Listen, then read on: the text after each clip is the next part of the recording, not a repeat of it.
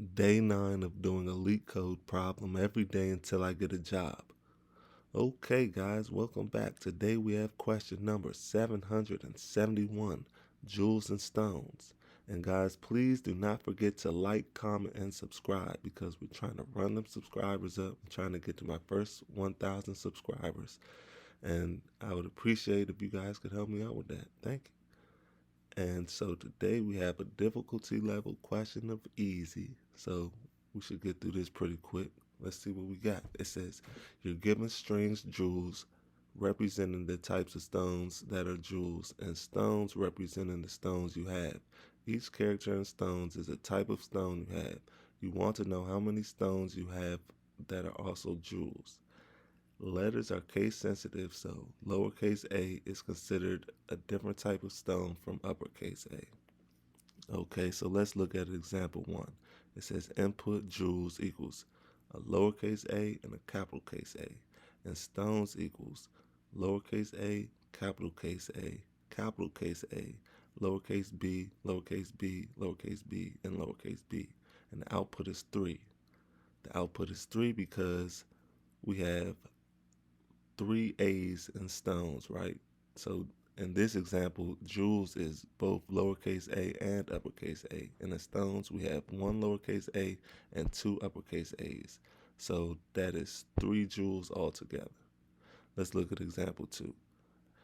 Example 2 says input jewels equals lowercase z and stones equals capital Z, and the output is 0. So this is because there's, unlike in example 1 where we had a lowercase a and an uppercase a, in example 2 we only have lowercase z. So when we look at stones, we don't see any lowercase z, so the output will be 0. Whereas when we look at stones in example 1, we have lowercase a and 2 uppercase a's. So that gives the output of 3 because it says right here, it says letters are case sensitive. So a lowercase a is considered a different type of stone from uppercase a. And that is why the outputs are what they are.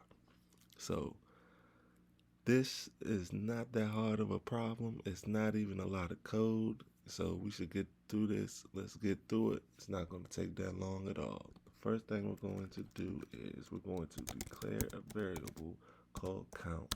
And we're going to set that equal to 0. Then from there, we're going to come and we're going to say for char in stones. Boom, we're going to say if jewels dot contains that char or that character, then what we're going to do is, who can guess what we're going to do? Does anybody know? If you know, type it in right now, and I'm about to show you. So what we're going to do is, if jewels contains that character, we're going to say count plus equal 1. You see, that wasn't that hard at all. And then we're going to come down here, and we're going to return count. So what this does right here is for every character that we see in stones, if we see that same character in jewels, we're going to add to the count, which is going to give us the output of what we want. So let's run this and see.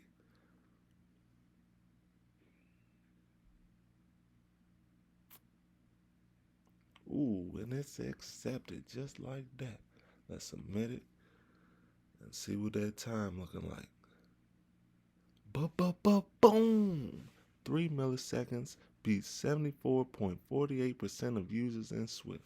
It's not too shabby at all. So until tomorrow, guys, I'll talk to you then. See ya.